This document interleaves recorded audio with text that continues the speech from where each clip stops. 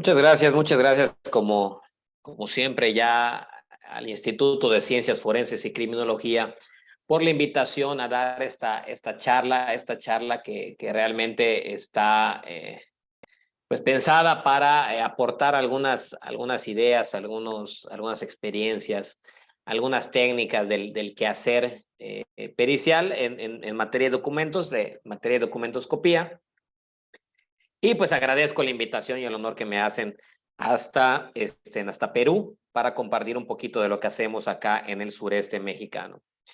Quiero compartir con ustedes la ponencia de los que nos acompañan por la vía, a través de la plataforma Zoom. Pues si alguien desea hacer una pregunta, pues siéntase con la libertad de hacerlo a través de la plataforma del chat. Pero en caso de que lo estime conveniente, con las debidas garantías de prudencia, pues solicitamos que lo haga de viva voz, pero haciendo uso corto del mismo para pues no dilatar demasiado la sesión y por respeto a los demás asistentes. Dicho lo anterior, permítame, nada, vamos a compartir la presentación.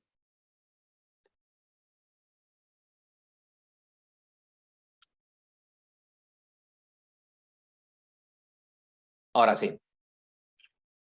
Pues bueno, el día de hoy vamos a tratar un tema muy interesante y que se ha dado pues que ha sido un poco complicado en recientes fechas, bueno, en algunos asuntos que nos han tocado intervenir y que me pareció muy pertinente hacer pues esta breve charla en donde despejemos algunas incógnitas y algunos criterios que, bueno, si bien no son definitivos, pues sí vale mucho la pena reflexionar al respecto, ¿no? Es muy importante que, bueno, el análisis de la documentoscopía con la finalidad de determinar si un documento se encuentra alterado, no se haga con plena responsabilidad, pero sobre todo con pleno conocimiento de causa, que se haga con las debidas previsiones y que se establezcan conclusiones que pues resulten congruentes pues con el caso concreto y que también reflejen el mayor grado de cercanía con la realidad histórica que se haya obtenido, ¿no? Partiendo de esta perspectiva, el día de hoy vamos a hablar sobre los indicios de alteración en el análisis de documentos de libre confección. Este tema me parece sumamente importante porque, bueno, cuando vamos en el día a día del quehacer pericial privado, nos vamos a encontrar todos los días en los tribunales con documentos que no forman parte de los clásicos documentos como lo son las monedas, el papel moneda, los billetes, los cheques, documentos que son emanados por el Estado de una u otra manera y que tienen requisitos de autenticidad.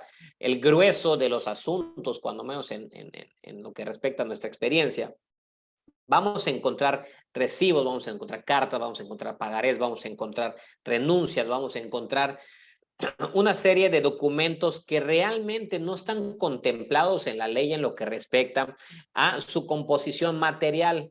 Es decir, como lo vamos a ver un poco más adelante, no se establece en ningún lado, ni en la ley, ni mucho menos en los cánones de la documentoscopía, cómo estos deben ser realizados, ¿no?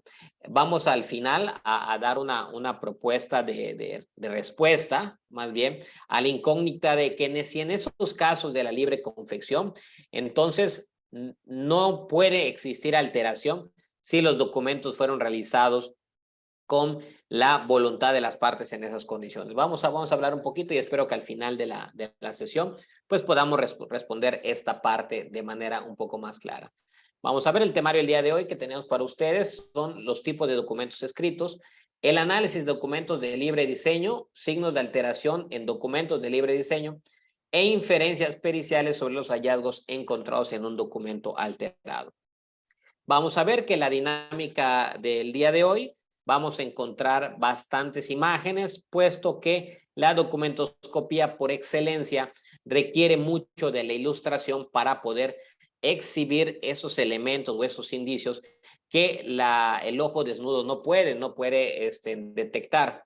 Entonces, vamos a ver algunas imágenes de ejemplos reales de asuntos que se han analizado, y también si el tiempo no lo permite y sobre todo si la tecnología no lo permite, estaremos realizando por ahí unas prácticas bastante sencillas para poder ver a qué nos referimos con el tema de los documentos de libre confección y algunos de los indicios que vamos a encontrar en el día a día.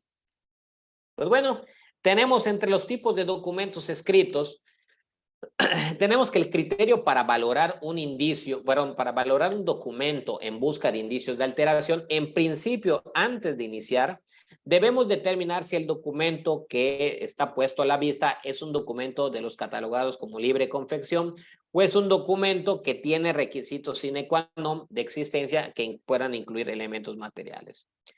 Por ejemplo, por citar un ejemplo, obviamente tenemos una barrera cultural entre Perú y México tal vez, pero pues creo que los sistemas de seguridad más comunes, pues podemos encontrar documentos de esa naturaleza tanto ahí como acá. Por decir un ejemplo, en lo que es la credencial para votar del Instituto Nacional Electoral Mexicano, vamos a encontrar elementos que son necesarios e indispensables su presencia para que un documento pueda ser considerado como auténtico. Verbigracia podemos encontrar en nuestra credencial de elector mexicana, podemos encontrar microtextos, podemos encontrar fondos de seguridad, podemos encontrar tintas ópticamente variables, podemos encontrar, podemos encontrar un cúmulo de elementos que cuando menos en lo que respecta a ese particular medio de identificación, el Instituto Nacional Electoral pone a disposición de la sociedad y desde luego de las instituciones procuradoras de justicia esos elementos de seguridad o las descripciones de esos candados de seguridad para que la sociedad pueda estar informada y pueda determinar con meridiana facilidad si un documento es auténtico o no. Dicho de otra manera, si el Instituto Electoral ha señalado que las credenciales para votar siempre van a llevar en su parte superior un microtexto con el nombre del titular, si estamos ante una credencial que en vez de que tenga un microtexto con el nombre del titular tiene una línea continua, pues estamos hablando de un documento falso o apócrifo, ¿no? Lo mismo sucede con la disposición del tamaño. El fabricante de esa clase de tarjetas establece de qué tamaños o dimensiones van a ser esos documentos, y en caso de que la credencial para votar que se nos ponga a la vista fuera de un tamaño diferente, pues ahí por ese simple hecho ya estaríamos hablando de un documento falso. Por citar otros ejemplos, por ejemplo, las actas de nacimiento del Registro Civil de Yucatán, que es el sureste mexicano, podemos encontrar que presentan fondos de agua, marcas de agua, que en la composición, desde luego, de la hoja es donde se introduce el logo o el símbolo del estado de Yucatán, y que si un acta de nacimiento de esa época, de ese modelo, no presentara ese elemento de seguridad, con toda certeza estaríamos hablando de documento falso, porque se insiste, los requisitos sine qua non de composición material de un documento, pues ya están establecidos, entonces basta verificarlos y en ausencia de ellos, pues declararlos como falsos. Lo misma suerte surte, por ejemplo, en lo que respecta a los billetes mexicanos, que los billetes mexicanos, por citar un ejemplo, de los múltiples elementos de seguridad que contienen, el tamaño del billete es un elemento de seguridad, porque si encontráramos un billete de la denominación, por ejemplo, de 200 pesos, pero que tenga el tamaño de un billete de la denominación de 20 pesos, estaríamos hablando de un billete falso, a pesar de que ese billete esté hecho en papel moneda, que cuente con el resto de los elementos de seguridad, etcétera, etcétera, porque ese tipo de documentos necesita de cumplir todos y cada uno de los elementos preestablecidos en su composición para ser declarados como auténticos. La ausencia de uno solo de ellos estaría declarando la falsedad del mismo. Eso es por un lado, ¿no? No obstante, y con eso tenemos el pasaporte, tenemos licencias para conducir, tenemos una cantidad importante de documentos, son normalmente de índole público, emitidos por el Estado, que tienen elementos o candados de seguridad que permitan establecer pues cuándo un documento es auténtico y cuándo no lo es. Pero por otro lado tenemos documentos de los denominados de libre confección, en donde esos documentos, la realidad es que no tienen una serie de cualidades específicas, medibles, sobre lo que debe de contener para ser declarado como auténtico. Por ejemplo, un recibo donde una persona entrega a otro un vehículo, por decir algo, y esta persona hace constar, puede ser a puño y letra, puede ser en computadora por cualquier otro medio, se imprime. Vaya, ese recibo donde se hace constar un hecho, realmente en ningún lugar de la ley o de la documentoscopía dice que se debe de hacer en una hoja tamaño carta o en una hoja tamaño oficio, con un bolígrafo o impreso en base toner o con una impresora con inyección de tinta, ni que debe de ser puesta con tipo de fuente Arial o que con tipo de fuente Times New Roman, etcétera, etcétera, que con un interlineado 1.5, que con un interlineado 1, que los márgenes debes guardar 3 de un lado y 3 del otro, 1 de un lado, 2 del otro. O sea, en ningún lugar se establece cuál es la forma en que debe de constar esos documentos. Y desafortunadamente, esta laguna o esta ausencia de criterios de autenticidad, pues permite que se hagan pues, de manera prácticamente ilimitada, con N cantidad de variables, donde se pueda consignar pues un hecho o un acto jurídicamente relevante o no, pero en un soporte pues, de cualidades extraordinarias, como por ejemplo, como lo mencionamos en las láminas. Por ejemplo, puede ser posible que un pagaré sea escrito con todos los requisitos de existencia que marca la ley, que son requisitos de fondo, no de forma, y que sean consignados en una servilleta. Al final de cuentas, la ley no impide que sea de esa manera y por lo tanto, pues es dable y surte todos sus efectos jurídicos, ¿no? En este segundo grupo es donde se presenta ese grado de dificultad tan relevante y tan importante, porque uno pensaría que si cualquiera si no existe una forma establecida o preestablecida de hacerlo, pues no puede ser alterado un documento, porque por ejemplo, si un documento estuviera cortado, pues uno pudiera suponer que pues el corte fue pues intencional. ¿Qué tiene de malo que se haga un cheque en un pedazo de hoja cortada? ¿O qué tiene de malo que una renuncia se haga en un pedazo de este tamaño? O sea, la realidad es que la dicotomía sobre qué es un documento alterado o no es un poco más abstracta cuando se trata de esta clase de documentos, precisamente porque no existen antecedentes que permitan hacer un contraste, cuando menos directo. Entonces, sobre esta clase de documentos es sobre lo que va a versar la breve charla del día de hoy. Pues bueno, como ya hemos reiterado, no en esta clase, en una carta, en un recibo de dinero, en un recibo de comodato, en un contrato, etcétera, etcétera, no existen una serie de requisitos de autenticidad, es decir, no hay tamaño de papel, no hay tipo de tinta, no hay prácticamente nada que señale que debe de ser realizado en determinadas condiciones o pena de declararlo como falso. Y como se lo dije, dicho de otra manera, un recibo hecho en una servilleta es plenamente válido para todos los efectos legales.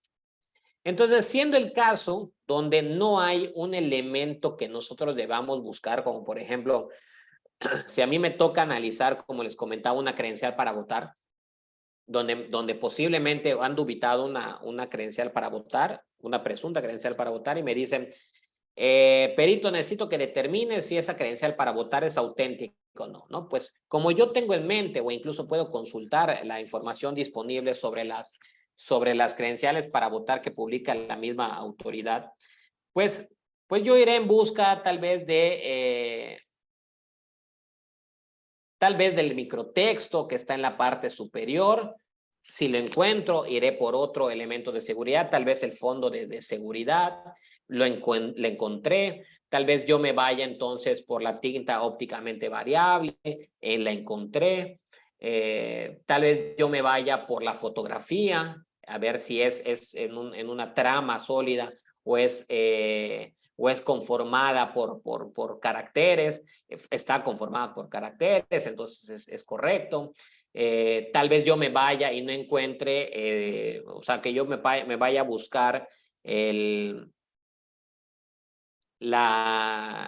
este entramado, el guiloche que pueda encontrar, o sea, todos los elementos de seguridad que me dice a mí la autoridad que debe de contener, pues yo iré en busca de ellos. Si yo al analizar el documento y no encontrar uno o varios de ellos, pues yo tendré que declarar como falso el documento. En este caso, en el caso de los documentos privados, pues no funciona de esa manera, porque pues en principio para establecer qué es lo que yo debo de buscar, pues tendría yo que pensar cómo debió haber sido realizado el documento.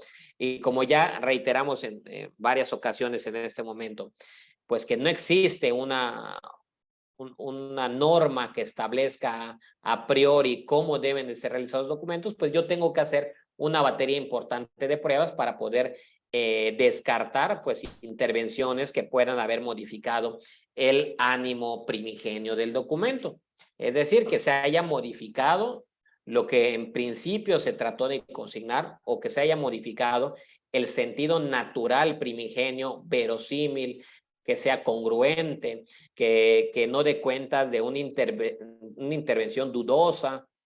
Entonces, todas estos calificativos que les acabo de enunciar, pues obviamente yo tendré que ir en busca de ellos a través de pues, el análisis, ¿no?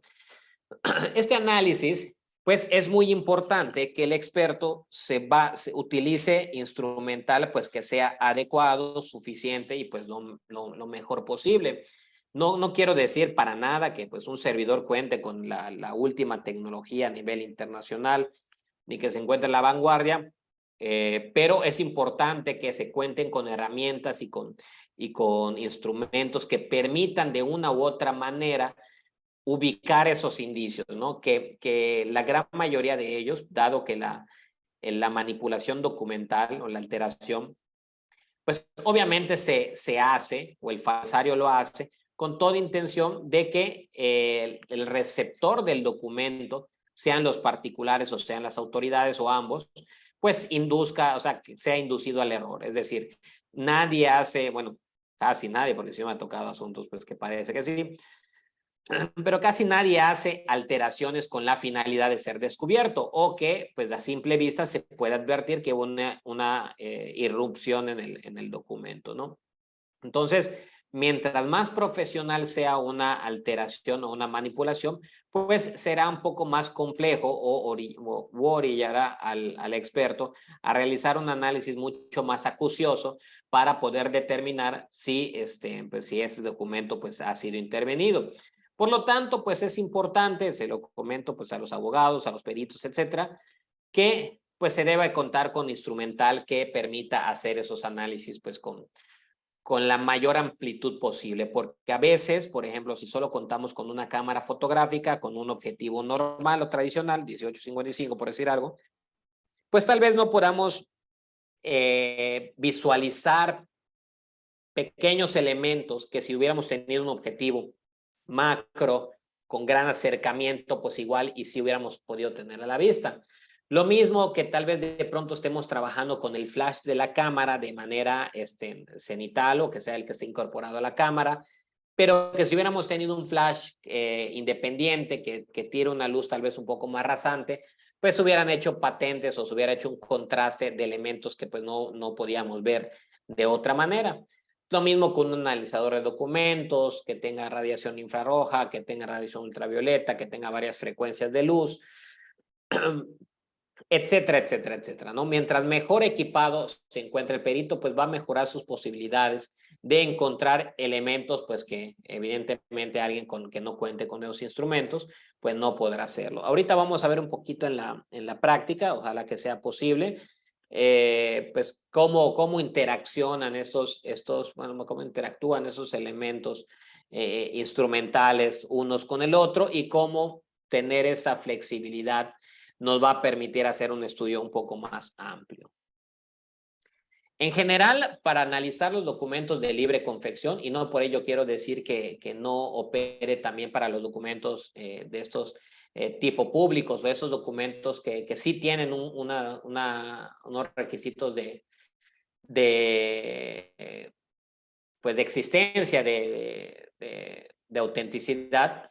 La realidad es que en ambos casos hay que analizar el continente y el contenido. Digo, para los que no estén tan familiarizados con estos términos, pues háblese del continente, pues en donde se encuentra el mensaje, es decir, materialmente en donde se encuentra, cómo lo es el soporte, y el soporte, pues a su vez, pues determinar si es de papel o es otro tipo de material, o sea, y el contenido, pues es precisamente el mensaje que transmite el documento, que también ambos merecen ser analizados y en ambos, en uno, en el otro o en ambos pueden encontrarse indicios de alteración, que más adelante vamos a ver qué es lo que va a pasar si encontramos indicios de alteración en uno u otro. Por ejemplo, un estudio de rigor que se debe de realizar a los documentos es primero que nada ir de lo general a lo particular y verificar el tamaño del soporte, el tamaño de la hoja.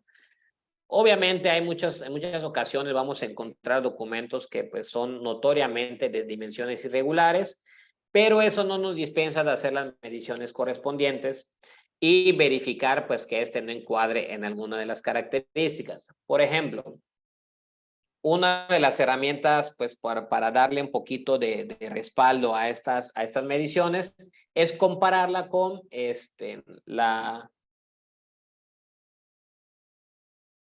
norma ISO 216, que establece algunas de las medidas comerciales más conocidas, ¿no? Eso es por decir una. Tenemos también nosotros, si no me equivoco, una norma mexicana acá en México, o ustedes a lo mejor tendrán alguna allá en Perú. Pero es muy conveniente hacer este comparativo porque así vamos a advertir si el documento fue, pues fue manipulado en cuanto a sus dimensiones. Y esto porque al haber sido cortado, eso nos permitiría dar la pauta para seguir con la investigación de ese lado y tal vez descubrir que el documento fue cortado para erradicar información que había y luego introducir nueva información o simplemente erradicar parte del contenido. Aquí podemos observar, esa es una práctica bastante común, establecer de un lado el comparativo con las medidas de las comercialmente conocidas y del lado derecho las medidas del documento cuestionado para verificar con cuál pudiera ser match. De pronto, este comparativo nos permite de manera bastante simple determinar de qué tipo de hoja pudiera provenir el documento. Y esto tiende a ser relevante porque, por ejemplo, cuando se trata de una investigación de índole criminal, donde, pues, por ejemplo, nos ha tocado casos donde se presumía o se tenía la sospecha de que esa hoja cortada provenía de otro documento, que ese sí lo ubicaban, y del cual a lo mejor de pronto tenían copia. Entonces, medir el documento para ver que, por ejemplo, en la base de la hoja sí coincide con ese tamaño, pues eso te va acercando poco a poco pues, a inclinar tu investigación a que posiblemente sí fue de ese documento del que fue sustraído ese pedazo. Otra de las, otro de los elementos que es muy, muy importante analizar son los sistemas de impresión con los que cuenta el documento. Esto implica, pues obviamente, si se trata de toner, si se trata de inyección de tinta, offset o el tipo de impresión que sea, es muy importante analizar cada una de las partes del documento para verificar que sea congruente la impresión. ¿Por qué? Porque en principio uno a simple vista, y créanme que sí sucede porque lo he visto muchas veces, a simple vista uno pudiera pensar que el documento fue realizado en un solo momento, que las letras o los textos fueron impresos con el mismo sistema, porque pues aparentan ser de lo mismo, o sea, aparentan ser congruentes, pero la realidad es que de pronto en un gran acercamiento, en un análisis con instrumentado, con radiación o con iluminación rasante o un análisis mucho más minucioso, nos damos cuenta que no, que solo parece. Por ejemplo, podemos observar esta imagen que les estoy poniendo, que esta es con una vista de acercamiento con luz blanca, que ya de entrada podemos nosotros ver que la composición del texto superior no es congruente con el texto que dice recibí. Y podemos ver que hay allá una diferencia entre, por ejemplo, pues evidentemente sin ser demasiado técnicos, en la parte inferior pues tiene estos espacios en blanco dentro de cada carácter, lo que no sucede en la parte superior, que tiene esos pequeños satélites alrededor. Entonces, ya de entrada con el simple análisis instrumentado, porque pues en este caso ustedes lo pueden ver, pero porque es una ampliación, con un análisis instrumentado, con un acercamiento, con un instrumento óptico, pues podemos empezar a ver que hay algo raro ahí. Algo está sucediendo, parece no coincidir, pero amerita que se analice más el sistema de impresión. Como podemos observar aquí, tal vez aplicando un poco de radiación, podemos observar que tiene reacciones totalmente diferentes, ¿no? Que la parte superior no coincide con la palabra recibir. Recordemos que los que saben, los expertos en física, que pues, dominan plenamente la teoría de la luz y estas teorías pues que hablan sobre el comportamiento de las diversas frecuencias de luz, pues dicen claramente, si dos tintas reaccionan diferente, no pueden ser la misma. Ahora, si dos tintas reaccionan igual, no necesariamente tienen que ser la misma, ¿no? Pero en ese caso, la primera hipótesis se cumple plenamente porque, como podemos observar, la tinta en la parte superior reacciona de una manera totalmente diferente a la parte de abajo. Entonces, con esta imagen y con este estudio podemos acreditar de manera plena que hay dos sistemas de impresión involucrados en este documento. Como podemos observar, primero con luz blanca y luego ya con radiación, ¿no? Entonces, así vamos a ir empezando a analizar los documentos de libre confección para, pues bueno, en estricto sentido, no existe un impedimento para que hayan dos sistemas de impresión involucrados en el mismo documento, pero empieza a dejar de ser congruente y empieza a dejar de ser verosímil pues este documento. Esto lo vamos a ver al final cuando hablemos un poquito de las inferencias periciales sobre los indicios. Pero cuando menos aquí hemos encontrado que hay dos sistemas de impresión. Entonces, esta suspicacia nos permite, por ejemplo, ver que en este documento, pues puede haber algo raro. ¿Por qué puede haber algo raro? Porque a pesar de que tenemos en todo el alrededor de la periferia, en esa hoja completa, tenemos un sistema de impresión ectográfico.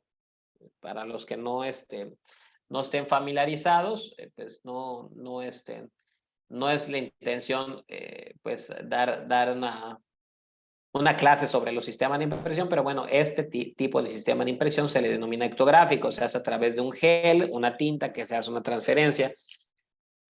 Pero bueno, todo el documento está hecho, bueno, toda la hoja está hecho con esta impresión ectográfica, pero ¿por qué la fecha o el día estaría con bolígrafo? Entonces, esto como perito, pues obviamente te da la pauta de empezar a indagar por esa parte.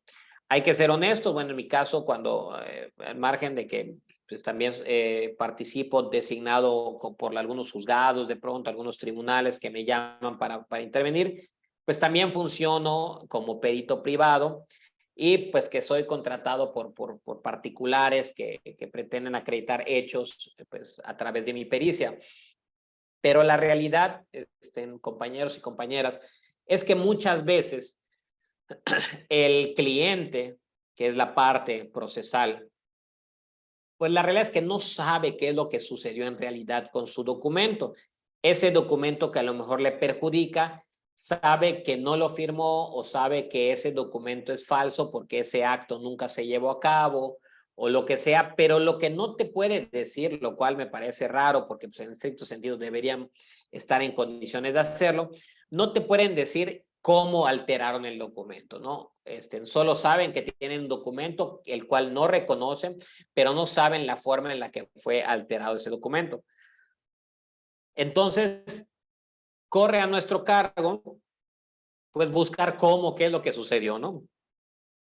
Esto no debería ser del todo así, deberían las partes dar un poquito más de luz o cerrar las líneas de investigación del perito para poder encauzarlo mucho más rápido, pero bueno, la realidad es que esto sucede todos los días y las partes pues únicamente nos van a decir que el documento no lo reconocen, que es falso, pero no saben por qué es falso. Entonces correrá nuestra cuenta, de ser posible, analizarla de la manera más amplia para ver qué es lo que está pasando.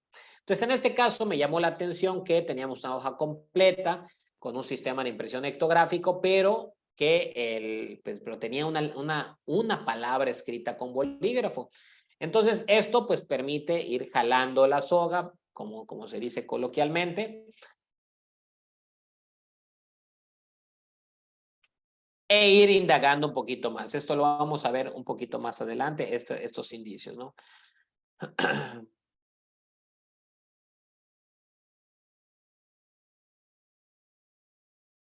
Es importante, y esto también lo vamos a ver al final cuando hablemos un poquito de las inferencias periciales, que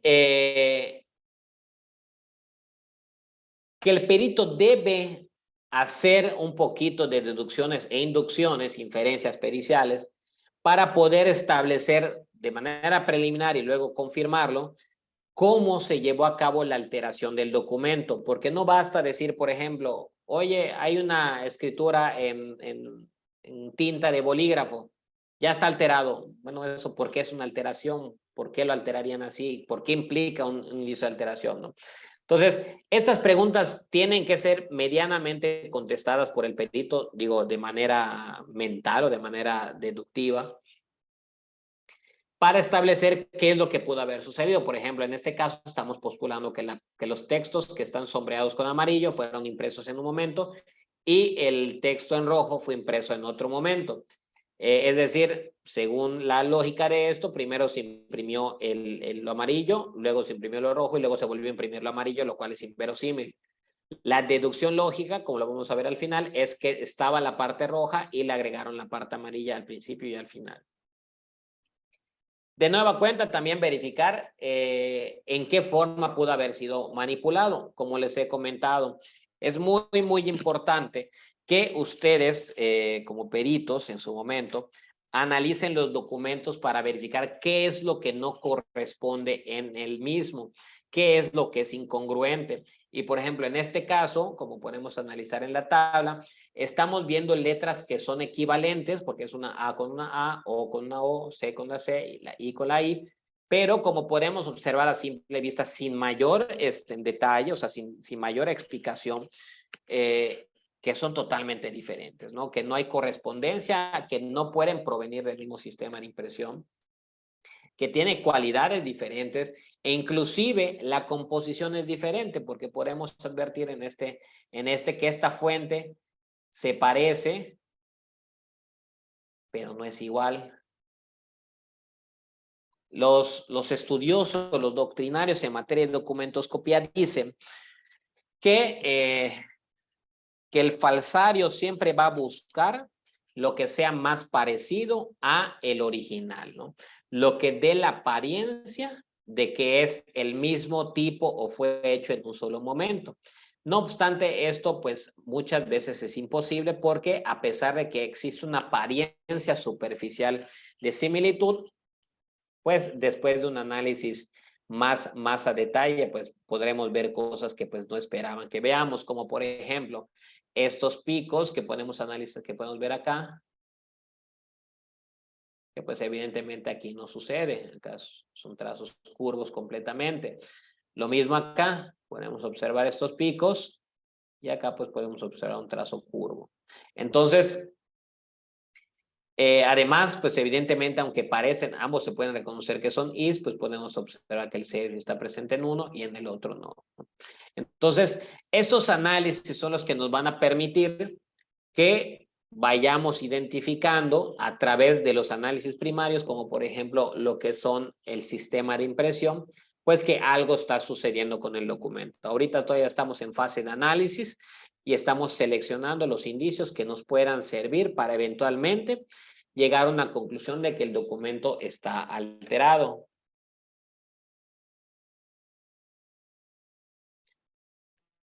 Otro ejemplo claro, aquí podemos observar cómo del análisis del sistema de impresión nos puede ir dando la pauta para ir encontrando esos elementos. Por eso, si bien es cierto que no existe un protocolo de cómo analizar los documentos, sí es cierto que vale mucho la pena hacerlo pues partiendo de estas premisas, analizar el soporte, analizar el sistema de impresión y ya de ahí ir viendo de acuerdo a cómo nos vaya guiando los hallazgos encontrados, ¿no?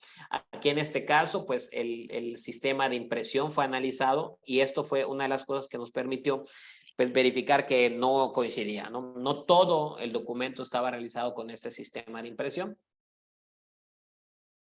Por ejemplo, acá tenemos un ejemplo claro. Como podemos observar, en un solo documento tenemos dos sistemas de impresión coexistentes. Por ejemplo, aquí tenemos este que tiene trazos un poco más definidos que este que tiene huecos más grandes y que además tiene espaciado dentro de su calibre. Lo que evidentemente no acontece con este. Entonces, cómo a través del análisis y en este caso ya del comparativo podemos observar que pues hay algo que no corresponde en el documento. Hasta este punto podemos ver que este es un documento de libre confección porque es un recibo, pero aquí ya nos empieza a aparecer ya un poquito más claro el hecho de que algo no está bien con el documento. No nos vamos a adelantar a emitir una conclusión, pero algo no está, digamos, no es normal en el documento, ¿no? También es necesario verificar, y este es uno de los estudios, digamos, predilectos y necesarios, indispensables de cada documento, hacer un análisis de las tintas o de los elementos impresores que contenga.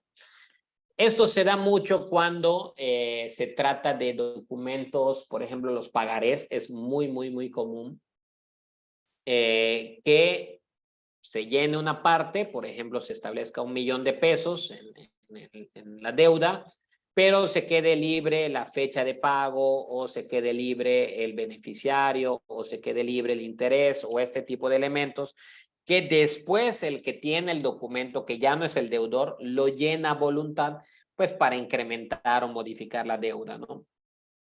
Este tipo de inserciones vamos a ver que pueden constituir un elemento de alteración. Esto, desgraciadamente, va a tener mucho que ver con la cultura de donde se trate, porque hay juzgadores, cuando vamos acá en nuestro país, que pues algunos sí lo toman como una alteración, otros no lo toman como una alteración, pero eso también al final lo vamos a ver. Pero al final de cuentas, como perito nos compete pues hacer el análisis y exponer los resultados que arrojen ese análisis. Como podemos observar en este documento, perdón, en esta imagen, por ejemplo aquí, tiene una reacción totalmente diferente a este de aquí. Como ya dijimos, reacciones diferentes sí o sí implican tintas diferentes. Entonces, acá estamos hablando de que no es igual la tinta y por lo tanto una de las dos se puso en un momento diferente, es decir, esta se puso primero y esta después, o al revés, esta primera y esta después. No, eso no lo podemos determinar cuando vamos con ese estudio, pero lo que sí se puede acreditar es que hubo intervención de dos momentos diferentes. Vamos a pasar a la parte más sustancial, digo, con toda la intención de no aburrirles, de no hacerles pasar un momento muy tedioso, pero vamos a pasar a los signos de alteración en los documentos de libre diseño o libre confección.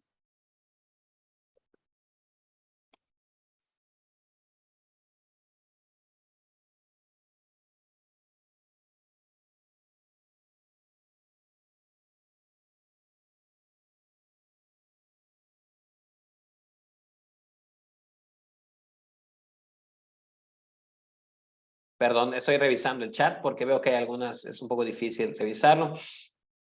El licenciado Hugo López dice, no hay una guía o protocolo. Como tal no la hay, la realidad es que no la hay, no hay una guía. Algunos doctrinarios se pronuncian al respecto, de hecho ahorita vamos a ver uno de ellos nada más de manera netamente enunciativa, pero hay doctrinarios que se pronuncian al respecto, de más o menos cómo irte, no es una guía ni siquiera, es una orientación de cómo más o menos puedes ir avanzando en el análisis del documento. Mucho tiene que ver tu análisis, pues obviamente eso comparte los principios de la criminalística, el análisis de izquierda a derecha, de arriba hacia abajo, etcétera, ahí buscando los elementos más relevantes. Mucho tiene que ver, tengo un maestro que me dio clase en algún momento, que decía que la documentoscopía parte mucho de la cultura del perito, la cultura general del perito. Entonces, el perito tiene que estar muy bien adiestrado en formas o indicios de alteración para que al tenerlos en su mente, cuando le toque analizar un documento, pues le llame la atención, ¿no? Hay quien dice, los que saben, dicen que no se puede pensar en lo que no se conoce. Entonces, si el perito es poco experimentado o no tiene ese conocimiento previo de qué es un indicio de alteración, pues posiblemente pueda estar ante la presencia de uno de ellos sin que él lo pueda encontrar, ¿no? El licenciado Juan David pregunta cuáles son los equipos o software que hay en la actualidad para poder detectar la autenticidad o falsedad de documento.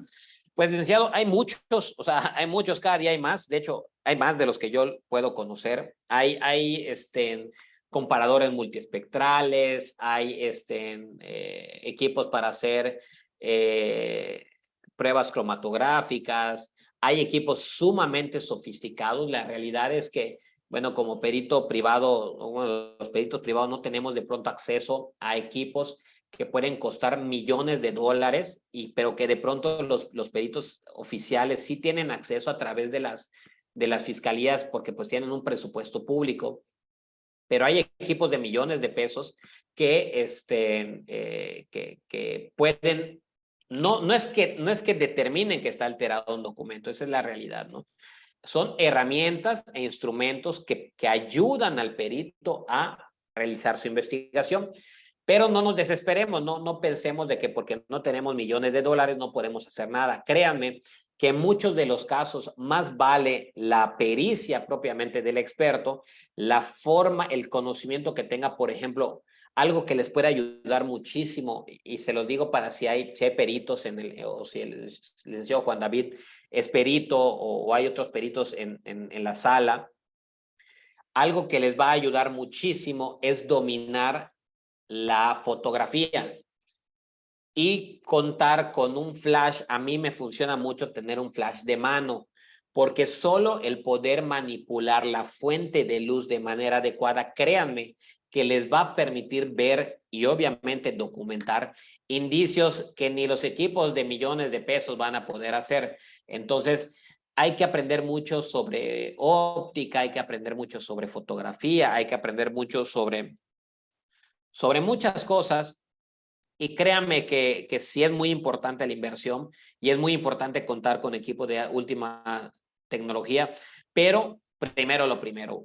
un gran porcentaje de los asuntos ustedes lo van a poder resolver con un equipo modesto, pero con un una buena revisión, con un buen análisis. Entonces, no se desesperen. O sea, créanme que sí hay analizadores, por ejemplo, el HC3B, que es un analizador chino que pues se regó por todo el mundo por su precio tan económico, que es de donde se obtuvieron las imágenes que les estoy proyectando, pero hay analizadores multiespectrales rusos, americanos, de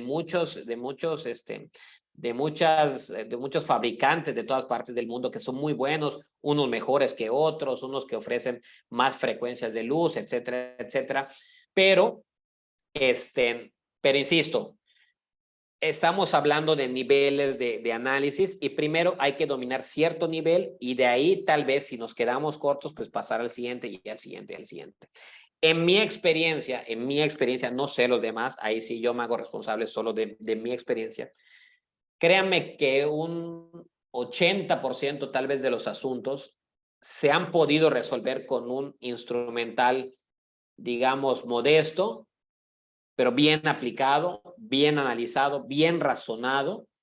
Hemos podido dar batalla contra, pues, no sé, fiscalías que tienen equipos de millones de dólares, pues con gabinetes periciales que pues cuentan con generaciones de trayectoria y que por ende ya tienen una importante inversión. Entonces, para cerrar este punto, si tienen oportunidad de invertir en equipo, háganlo, maravilloso, pero que eso no sea impedimento para empezar a hacer estos análisis. Con mucha responsabilidad, señores y señoras, con mucha responsabilidad, y hay que saber cuándo decir, no puedo, excede las capacidades tanto de mis conocimientos o de pronto me ha tocado, porque me ha tocado, por ejemplo, cuando me han pedido datación de documentos, que yo me excuso porque mi doctrina pericial no me ha dado las herramientas para yo poder asegurar que es posible hacer ese análisis, pero con el mayor de los respetos para quien asegure que sí se puede, si es que lo puede sustentar adecuadamente. Y tal vez el equipo que yo tengo, el instrumental que yo tengo, no me permite hacer esa clase de pericia, pero a lo mejor ya hay quien sí. Entonces, pero hay que ser muy honestos, ¿no? Con el cliente que te pide que hagas una datación de documentos y que le digas fecha, hora, momento que se hizo un documento, pues yo digo lisa y llanamente no puedo, ¿no? No puedo con las herramientas que tengo, no puedo con mi adiestramiento y yo considero que no se puede en base a estos conocimientos. Si hay alguien que considere que sí se puede y lo puede realizar, ejecutar y sustentar, maravilloso. A lo mejor tiene equipo que yo no conozco o equipo que ha sido fogueado en las condiciones en las que se necesita y pues lo hace, ¿no? Pero esa es mi recomendación. Si tienen oportunidad de invertir en equipo, háganlo y también pues vayan haciendo pruebas, haciendo prácticas para ver hasta dónde ustedes pueden encontrar elementos. Créanme que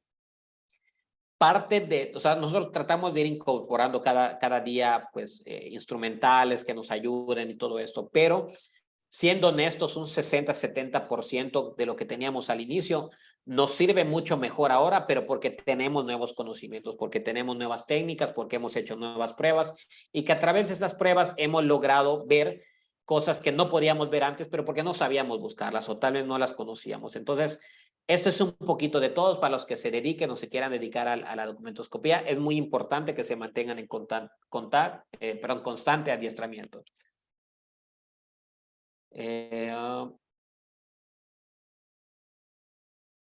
Buenas noches. Buenas noches. Es una herramienta tecnológica en el caso de análisis de documentos. Entonces, un equipo básico artesanal, ¿qué equipo sería? Ok, les dio Juan David, depende a qué le llame artesanal, ¿no? Hay varias clases de artesanal, ¿no? Hay varios niveles, no sé hasta dónde quiera llegar. Insisto, hay equipos muy reconocidos, de marcas muy reconocidas, como el Regula, el Forensic. No recuerdo exactamente los nombres, pero lo podemos buscar sin ningún problema. Pero son varias, son como 3 o 4 marcas bien conocidas que yo ubico, que hay distribuidores en todo el mundo, etcétera, etcétera. Eso digamos que es como que... Y cada una de esas marcas tiene su analizador de gabinete, que puede costar $3 millones, De ahí tiene como que su equipo de gabinete, pero más austero, que tal vez te pueda costar 1 millón o 700,000 dólares. De ahí tiene un equipo un poco más económico, que te puede costar 200,000 dólares. De ahí ya pasa al equipo móvil o un equipo mucho más pequeño, que obviamente mientras más vaya decreciendo el precio, pues las prestaciones se van reduciendo. Pero tal vez ese documento, perdón, ese equipo que es ya portátil, te pueda costar 10,000 dólares. Y ya de ahí uno que es prácticamente el más austero, que te pueda costar, no sé, 5,000 o 6,000 dólares, ¿no? Así va a ir bajando, ¿no? Ya de ahí, de las marcas más reconocidas, ya empezamos a encontrar los dispositivos chinos, o sea, se puede chinos, y no decirlo de manera peyorativa, sino que se confeccionan en ese país y que de pronto pues no tienen una marca o de pronto los parámetros pues no están del todo claros, pero al final de cuentas sí radian infrarrojos, sí radian ultravioleta, un par de por ahí de frecuencias, pero no está muy claro qué tan calibrados están, o sea, pero funcionan. Entonces, ya de ahí, creo que yo, Juan, si nos queremos ir todavía a lo más artesanal, hay gente en México que compra literalmente los LEDs o los bulbos de, pues de infrarrojo, ultravioleta. Ellos soldan, hacen su equipo de gabinete, hacen la soldadura, ponen sus apagadores. Hay quienes modifican las cámaras para volverlas full spectrum, porque ya ven que las cámaras reflex traen lo que es el hot mirror, y ese hot mirror impide que la cámara pues pueda apreciar o el sensor pueda registrar la radiación infrarroja y otras frecuencias.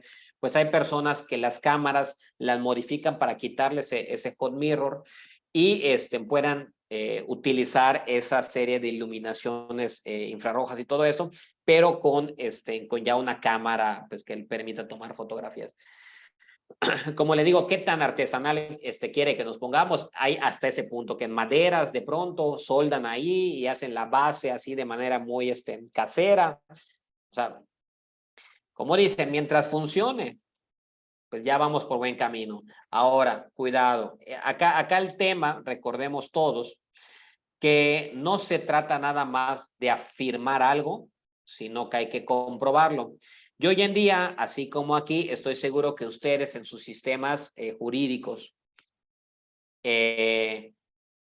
pues están ya en esta transición, tal vez en medio, o tal vez al final, o tal vez ya tienen tiempo que lo hayan concluido. Pero acá, cuando vamos en México, estamos en la transición de la oralidad. La oralidad en materia penal, pues ya tiene pues, algunas décadas. Pero estamos, por ejemplo, en la transición de la oralidad familiar, de la oralidad laboral. Entonces, este tipo de procedimientos ya empieza a forzar que los peritos pues comparezcan ante el juez o la autoridad y ante las partes y se sometan a un interrogatorio. ¿Por qué esto es relevante? Y ustedes van a decir, ¿y a mí qué me importa? Bueno,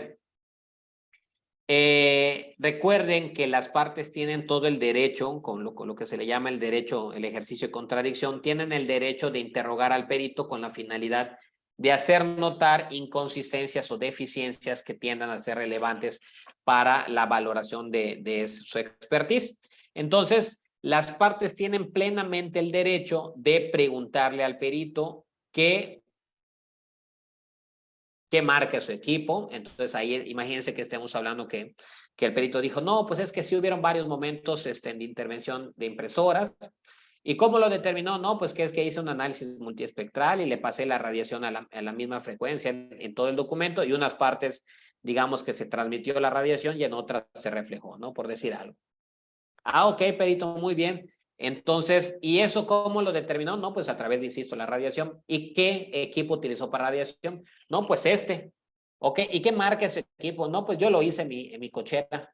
Ah, usted lo hizo en su cochera, sí. ¿Y de dónde sacó los insumos? No, pues uno los compré en una tienda, otros en una tlapalería, en una ferretería, otros los traje de China. Ah, ok. ¿Y usted tiene alguna capacitación en alguna certificación para ser instrumentales forenses. No, pues no, yo solo sé soldar y ahí lo soldé. Ah, ok. ¿Y a qué frecuencias funcionan los bulbos que le puso de infrarrojo?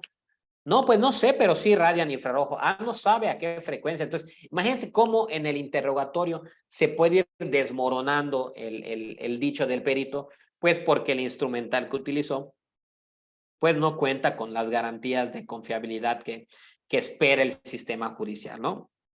Entonces, por eso le digo, licenciado, qué tan artesanal quiere que nos pongamos? Pues hay muchos niveles, ¿no? Hay desde comprar lo económico de lo caro hasta literalmente fabricar el equipo, ¿no?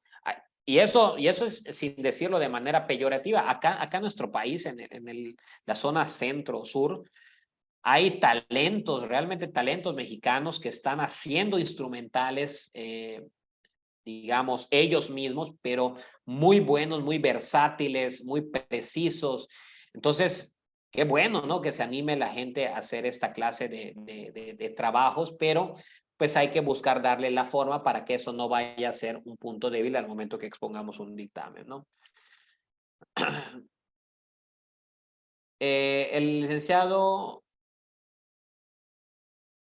bueno, Lorgio Bardales, no sé si la pregunta es para un servidor o es en general. Dice, buenas noches, ¿quiénes emiten un informe pericial? Yo. Pues los peritos, no sé, no sé si le preguntaba al grupo que si alguien de ahí emite. Por otra parte, el licenciado Jorge pregunta, ¿se puede determinar una escritura de mano cansada? Si lo que pregunta es si se puede determinar la autoría de una mano cansada, sí, sí, sí se puede, definitivamente se puede. No es la materia de grafoscopía lo que estamos viendo en esta sesión, pero sí se puede, siempre y cuando contando con una cantidad importante de elementos de cotejo, pues si es multitemporal, es decir, de distintos momentos, pues mucho mejor. Y bajo ciertas condiciones sí es posible. Creo que no es un obstáculo infranqueable el hecho de que exista un agotamiento en la persona muestradante, ¿no? El licenciado César Augusto García pregunta, buenas noches, si encuentro en el mercado una linterna de luz ultravioleta y no tiene indicaciones del fabricante, ¿de qué manera puedo yo establecer a qué unidad de medida o frecuencia funciona dicha linterna? Es un poquito de lo que yo mencionaba, licenciado. Y sí, de hecho, hay lámparas ultravioletas, inclusive hay lámparas que pues cuestan $2, $3 y que son de buen tamaño, que son convenientes y que sin preguntarnos cómo funciona, si nosotros lo pegamos a un papel reactivo, va a reaccionar bien bonito, le podemos tomar las fotos y todo. Pero el problema, licenciado, es que si no cuenta usted con las especificaciones del fabricante, va a ser relativamente difícil que usted lo pueda establecer sin especular.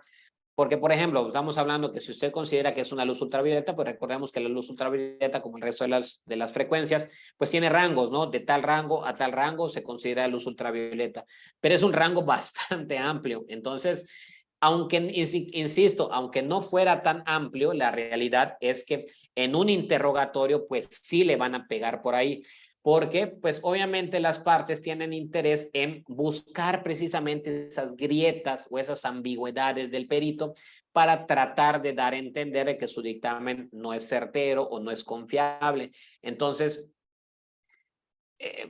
¿cómo lo puede hacer? No sé, de pronto ir con una persona que conozca de física, alguna facultad de física o de ciencias exactas y pues solicitar los estudios correspondientes para medir. Hay maneras de medir los nanómetros que emiten los equipos, pero pues ahí tenemos dos problemas en principio.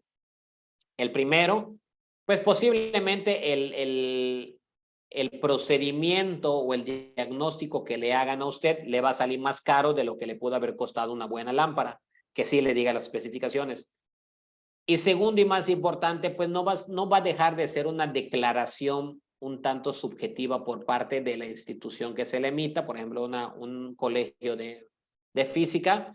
O sea, por subjetiva me refiero a que va a ser la opinión y medición de ese colegio, lo cual va a pasar a usted dificultades para hacer una relación directa con el equipo que está utilizando. Entonces, al final del día, no va a ser demasiado benéfico que usted sepa cuántos nanómetros si esa información se la proveyó una institución pues que no fabricó ese artefacto, ¿no? Entonces, mi recomendación, licenciado César, es que estas lámparas de mano, estas linternas de luz ultravioleta, incluso estas donde se pone el dinero, son muy buenas, son muy útiles para hacer prácticas de gabinete, de oficina tal vez de pronto, pero en la medida de lo posible, pues trate de conseguir una donde el fabricante sí le especifique a cuántos nanómetros opera ese dispositivo, porque se lo van a preguntar. Se lo van a preguntar a muchas personas pasan años sin que se los pregunten, pero el día que se los pregunten, pues pueden quedar en un momento bastante bochornoso. El licenciado José Chung dice, buenas noches, habló, creo que de tipo de cámara fotográfica. ¿Se podría utilizar la cámara del celular ante la eventualidad de no contar en cierto momento con una cámara apropiada para tomar la foto al documento hallado para su posterior estudio? Muy interesante pregunta, licenciado José Chung. Sí, sí se puede, o sea, todo se puede, pero regresamos exactamente a lo mismo. Por eso yo quise tocar en las diapositivas el tema de los instrumentos. Los instrumentos juegan un papel muy, muy importante a nivel operativo, a nivel técnico, pero también a nivel jurídico. A nivel operativo, técnico, porque eso nos va a permitir a nosotros trabajar, ¿no? Hoy en día, la verdad es que siempre ha habido entre los criminalistas este debate álgido que termina en golpes y en gritos y siempre se pone álgido sobre si se debe de hacer pericias con una cámara del celular o tiene que ser una cámara diseñada específicamente para una cámara reflex, por ejemplo, o una cámara mirrorless, pero una cámara profesional. La realidad, licenciado, es que hoy en día existen cámaras fotográficas extraordinarias, cámaras fotográficas con un pixelaje impresionante, pero salvo algún modelo que pueda ofrecer esas prestaciones, el problema que presentan las cámaras fotográficas de celular es que funcionan en base más de algoritmos que de física. Entonces, lo que refleja la toma del celular, pues más bien son correcciones hechas a través de inteligencia artificial en algunos casos o a través de programación que van dando una fotografía en la cual usted pues prácticamente no intervino. O sea, realmente el celular es el que tomó la fotografía. Entonces, no poder mover esos parámetros, pues sí, tiende a ser un poco complicado. Y en caso de la documentoscopía, se va a perder de elementos que sí son importantes y que cuando menos, pues yo no he visto cómo tomarlos con el celular. Digo, hace mucho que no lo hacemos de esa manera, pero con una cámara reflex definitivamente sí es posible y viable. Eso es desde la parte operativa técnica. Vamos a suponer que usted tome las fotografías con su celular. Las documenta, pero al momento de rendir su dictamen, usted tiene que consignar, ya sea por escrito o de manera verbal, de acuerdo a cómo se desahogue la prueba, tiene que consignar qué instrumentos utilizó, porque de eso va a depender gran parte de la certeza científica o técnica de su dictamen. Entonces, cuando usted consigne que utilizó una cámara de celular, pues por ahí va a tener un pequeño foco rojo que puede ser explotado por la otra parte. Y finalmente, cuando se trata de una de las cuestiones jurídicas, pues sí puede ponerle en el ojo del huracán y ponerle en medio de un fuego muy intenso de preguntas al respecto de por qué utilizó su celular, por qué no utilizó una cámara adecuada, qué garantías da su celular para poder reproducir fielmente los indicios que realmente constan. Recuerde usted que la fotografía, uno de sus principales objetivos en el ámbito forense es documentar y reproducir fielmente los indicios que tenemos a la vista. Entonces, muchas veces el celular, insisto, le asigna parámetros, colores, dimensiones, enfoques, etcétera, etcétera, que al teléfono, o más bien a la programación que el fabricante le puso, le parece conveniente y no realmente a lo que sucede en la realidad. Voy a ver, permítame, creo que esto va a quedar un poquito más claro si intentamos hacer una práctica. Pero de poder se puede. No obstante, sí le digo que si está tomando asuntos relevantes o si se está dedicando al ámbito judicial, sí la puede pasar un tanto mal si le llegan a preguntar al respecto y pues usted contesta que tomó sus fotografías con su celular, ¿no? Lo adecuado es tener el equipo pues que le permita hacer esas tomas, pero pues con una cámara profesional, ¿no? Recuerde que al final de cuentas la certidumbre de... a ver, permítame un segundo, vamos a ver si logramos...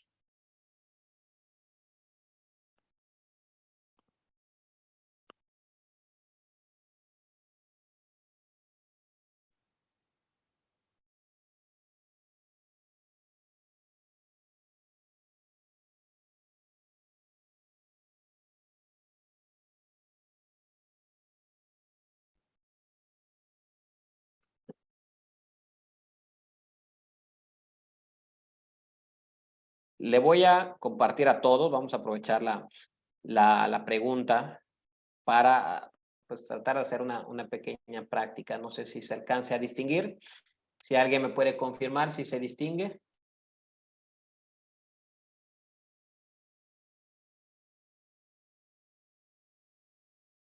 Muy amable, decía María. Esto que tenemos en pantalla, vamos a, miren, si gustan ver mi cámara, o sea, verme a mí, para que ustedes vean el equipo. Esta es una cámara profesional, una cámara reflex con un lente de aumento y acá tenemos un flash. Ese es un flash, ¿ok? Es luz continua realmente, pero bueno, es una fuente de luz. Vamos a suponer, licenciado, que su celular puede captar esta imagen. Que usted puede, vamos a girarla para que todos lo vean. Porque le prometieron por el fabricante que toma buenas fotos en oscuridad, etcétera, etcétera. Pues se lee bien, se lee que dice septiembre de 2020 y algo. Bien, o sea, podemos hacer un acercamiento.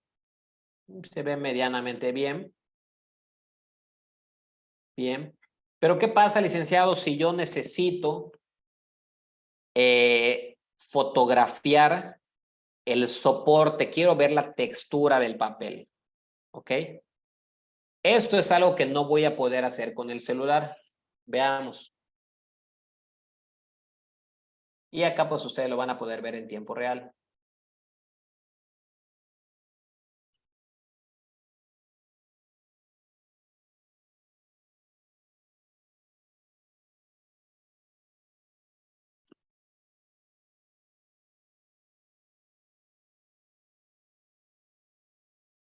¿Lo puede observar? Bueno, lo pueden observar todo porque la práctica es para todos, no es únicamente para el licenciado, pero como usted puede observar cómo rápidamente se ven se ve el encolado del papel. Y esto lo puedo hacer porque recordemos que en fotografía, cuando hay una subexposición, la subexposición permite generar un mayor contraste cuando existen relieves. Y por lo tanto, pues me permite poder exhibir el encolado del papel. Creo que por acá me hicieron el favor de hacerme una práctica de raspado que tal vez no podamos abarcar por completo, pero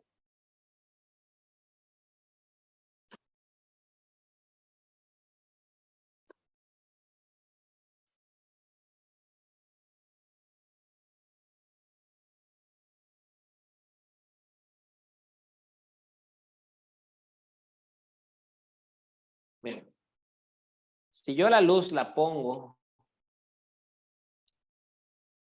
permítanme, les dejo pasar hasta la cocina. Acá medio me pueden ver.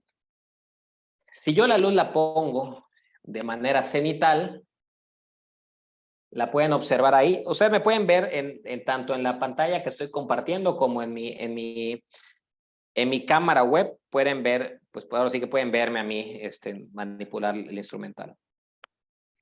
Como pueden observar, aquí se ve pues bien ese 2017. Pero si yo bajo la fuente de luz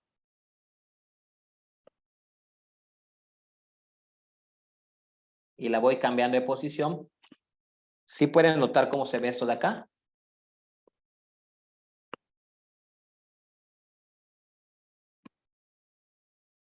Moviendo la fuente de luz me permite ver indicios que pues no podía yo ver cuando la luz estaba totalmente cenital. Si le voy subiendo, como que va desapareciendo la textura. Si le voy bajando,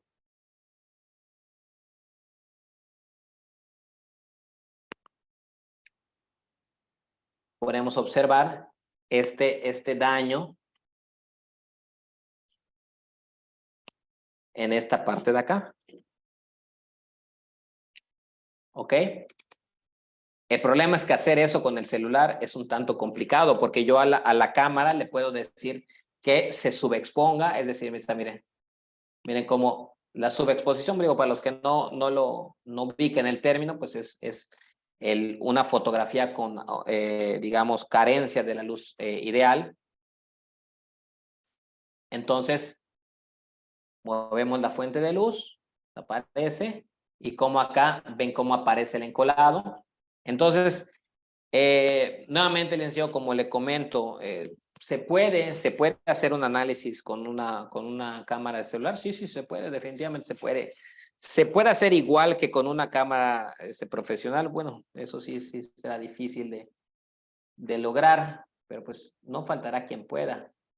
Miren cómo se ve aquí.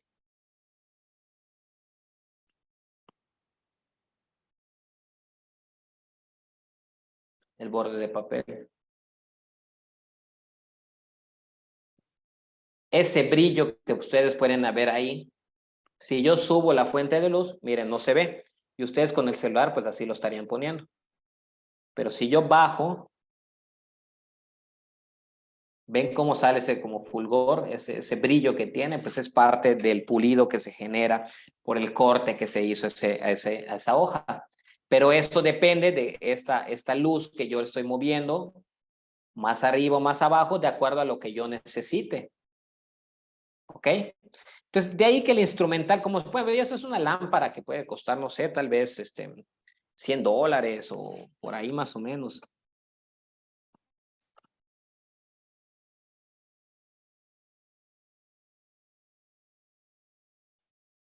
Entonces, como le comento, ni todo el instrumental lo hace todo, es decir, tener un instrumental, digamos, costosísimo, no va a hacer una pericia por sí solo, ni tampoco la ausencia de equipo lo vamos a poder compensar con pericia. Acá hay que buscar la justa medida. Siempre la pericia del experto tiene que ir por delante, valga la redundancia. Siempre tiene que ir dirigiendo los elementos adicionales con los que cuente uno, como son las cámaras, los flashes y todo. Pero pues sí es importante que se cuenten con esos elementos. Vamos a continuar con las diapositivas. Pero muchas gracias por la pregunta. La verdad es que me emociona mucho pues compartir esa parte porque, y esto insisto, o sea, es un tema de una buena cámara. Yo sé que implica una inversión, pero pues la verdad es que pues como todo es un trabajo licenciado, ¿no? Entonces esto amerita que en un futuro cercano pues tenga usted un retorno de inversión al respecto de eso, ¿no? Entonces vale la pena invertirlo, no vale la pena invertirlo en la medida de lo posible y pues transferir ese costo eventualmente en los asuntos en los que usted intervenga, porque pues como usted lo ha visto, imagínese con una, dice, doctor, siembra su clase, es interesante, pero en Perú debe hacerlo un perito adscrito al Poder Judicial. Ok, bueno, depende, ¿no? No, la verdad es que insisto, no conozco el sistema procesal allá, cómo funciona la ley ahí, pero aquí hay peritos públicos y peritos privados. En algunos casos, en muy poquitos casos, solo pueden intervenir peritos públicos u oficiales. Y en otros, pues podemos intervenir, porque recordemos que al final de cuentas, y eso será motivo de otra charla, en algún otro momento, pero las partes tienen derecho a probar. Entonces, uno de los medios de prueba, pues es el testimonio de expertos y elegir a su experto, ¿no?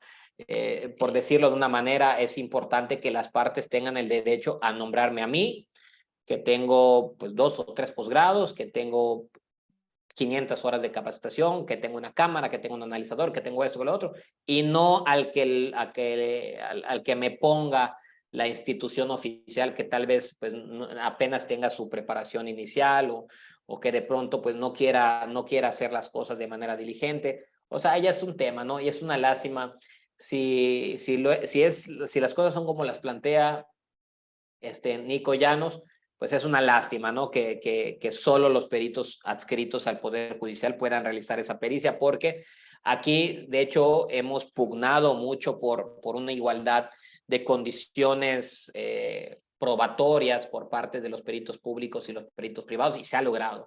Se ha logrado hasta cierto punto que los jueces volteen a ver con mediana imparcialidad a los peritos adscritos a los poderes judiciales y a los peritos pues, que prestamos nuestros servicios de manera privada.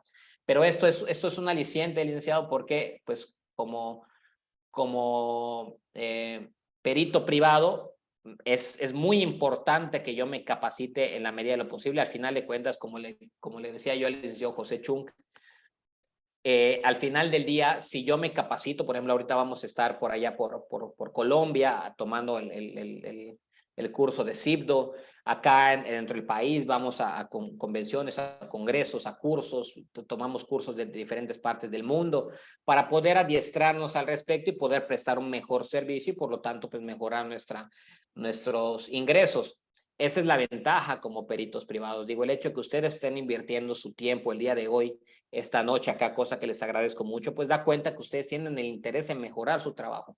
Y al final del día, como peritos privados, pues eso va a mejorar sus ingresos eventualmente porque tienen que transferir ese grado de profesionalización pues al sueldo que ustedes vayan a requerir en cada asunto, ¿no? Menciona el licenciado que aquí en Perú existen peritos de partes privados. Yo me encuentro en Satipo, Selva Central, y tuve la oportunidad de trabajar con peritos de diferentes ramas. Muchas gracias y muy buena la cátedra Escuarde. Muchas gracias por sus comentarios. El doctor Nico Llanos señala, doctor, existen peritos privados, pero el juez lo asume como perito de parte y si la otra parte no está de acuerdo, se nombra un perito adscrito al Poder Judicial. Código Procesal Penal en el Perú permite tener peritos de parte o particulares. Ok, muy interesante. Acá algunos sistemas involucran peritos privados y peritos públicos. A veces en confronta, a veces se suman, es decir, viene un perito privado, otro perito privado, y si disienten, o sea, voy a ver si hay diferencia, viene un perito tercero en discordia, que a veces es privado y a veces público. Acá la verdad es que ya por la carga de trabajo que existen en las procuradurías y en las fiscalías, se está optando más por peritos privados. Inclusive los jueces o los juzgados están nombrando particulares para intervenir. Yo, como mencionaron en la presentación muy amable que hicieron al inicio de la plática, yo soy perito privado, yo tengo mi despacho que trabajo con otros criminalistas que somos, no estamos adscritos a ninguna dependencia pública, pero sí jueces o magistrados o tribunales nos nombran a nosotros para intervenir designados por ellos y pues son ellos quienes pagan nuestros honorarios, ¿no? Entonces acá el tema de los peritos públicos y privados pues ya se está desvaneciendo cada día más, ¿no?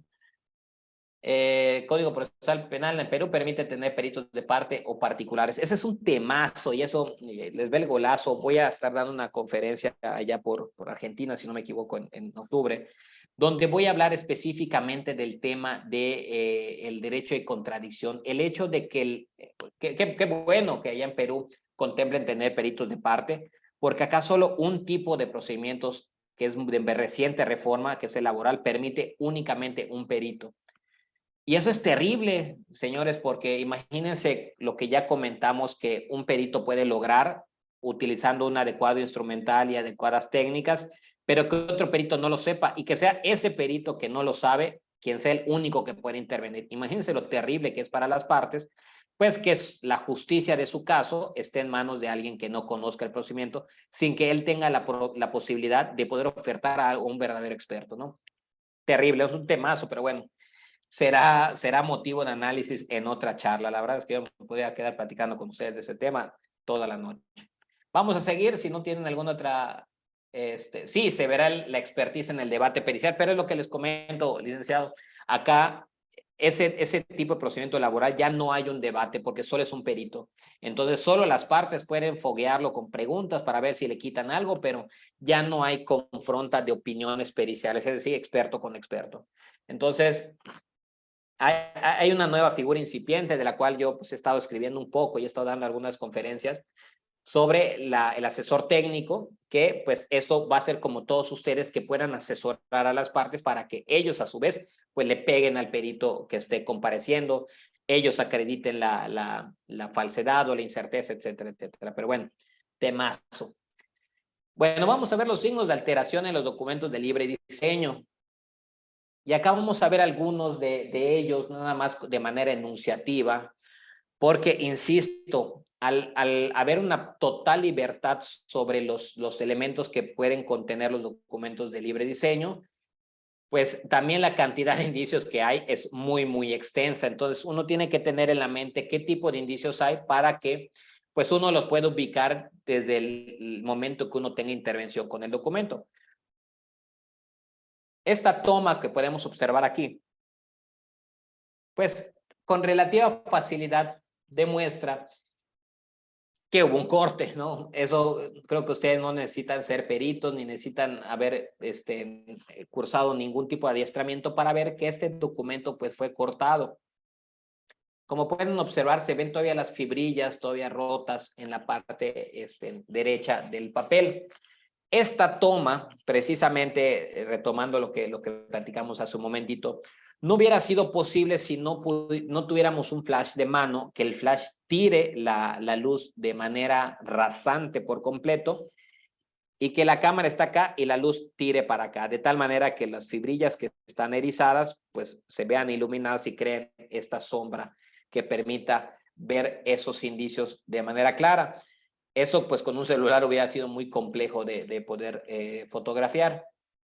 Entonces, recortes es un indicio de alteración, sí. Ahorita vamos a ver en las inferencias cuándo sí, cuándo no. Acá podemos observar otro indicio de corte. Obviamente pues está testado porque se trata de asuntos reales por protección de datos personales. Pero podemos observar aquí cómo la radiación permite ver pues con mucha mejor claridad que con la luz blanca, esta acumulación de fibras que se da cuando viene el corte y pues que no se alcanza a mutilar el soporte y lo único que hace es que se aplasta. Esos cúmulos de encolado pues permiten ver que existió un corte.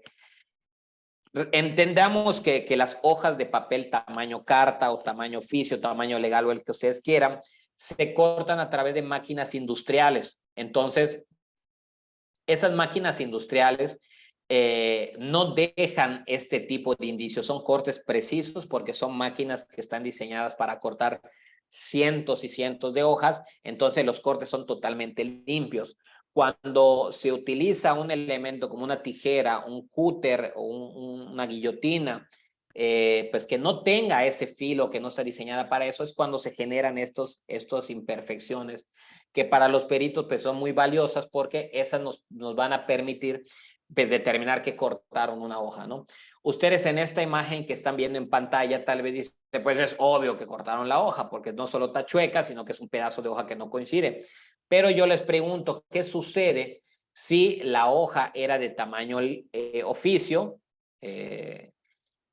y esa hoja tamaño oficio la miden perfectamente y la cortan para que quede tamaño carta? Y en esa parte de arriba es donde estaba el texto que querían eliminar. Entonces, en ese caso, la hoja va a tener el tamaño y la dimensión correcta, pero pues está alterada porque fue cortada de manera artesanal, como dicen ustedes.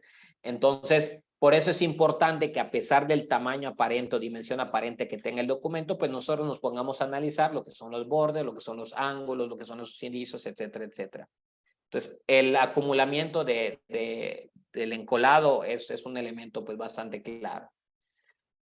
Lavado químico, no es tan común, pero sí sucede. Ese me ha tocado a mí. Como podemos observar aquí en las líneas, esto de la señalización es un tema de que pues cada quien buscará la manera de hacerlo más evidente sin contaminar tanto la imagen.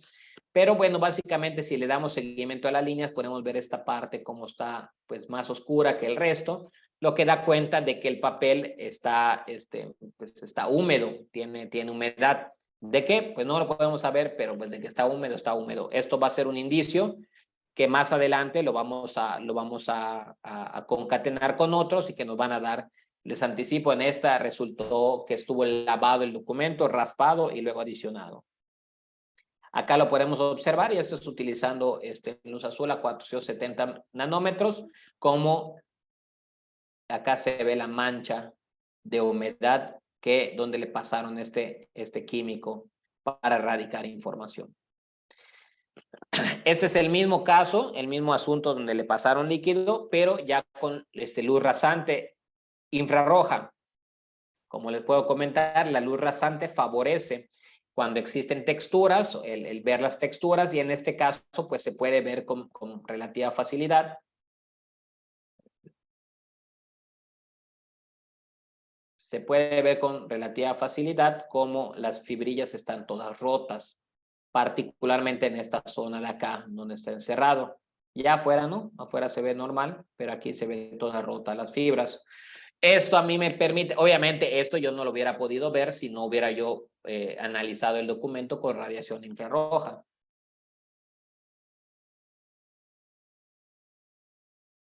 Este es también infrarroja, pero de manera cenital, es decir, a 90 grados.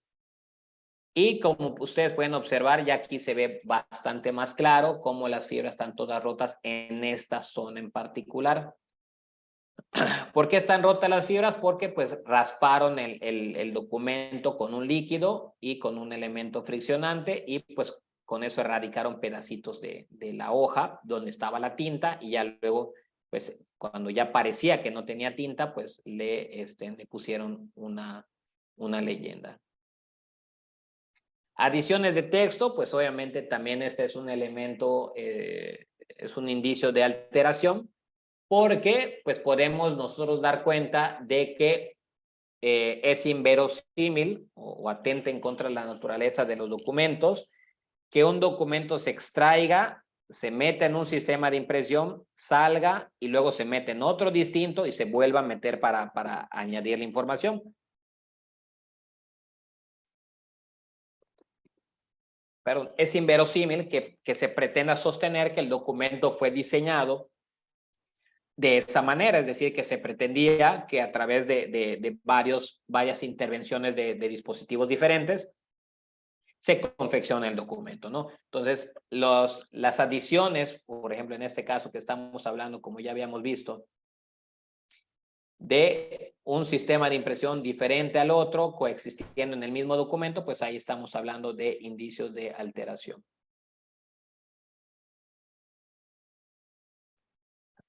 Este es otro caso donde a través del análisis de los sistemas de impresión podemos determinar que este es un sistema de impresión, este es uno distinto, este es el mismo que este y este es el mismo que este.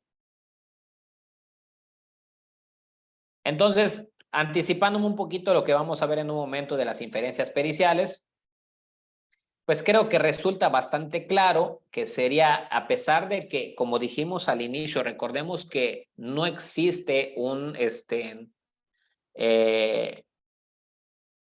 no existe una lista de cualidades que debe tener un documento y que pues existe lo que se le llama la libre confección. Eso no quiere decir que uno no pueda determinar, y aquí ya se nos empieza a hacer claro, no quiere decir que uno no pueda determinar que un documento fue alterado a pesar de que exista la libertad de confección, ¿ok? Por ejemplo, en este caso estamos hablando de que hay un sistema de impresión, se interrumpe por otro y luego nuevamente es el primero, ¿no? Acá creo que no hay que ser no hay que ser perito para poder, pues para poder deducir qué es lo que sucedió. Si alguien de los asistentes me ayuda deduciendo qué cree que es lo que sucedió.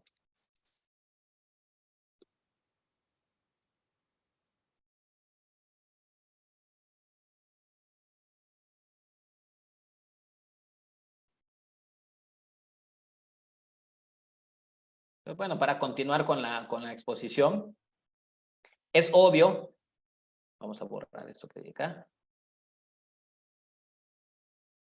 Es obvio, con bastante facilidad se puede ver que esto estaba en el documento primero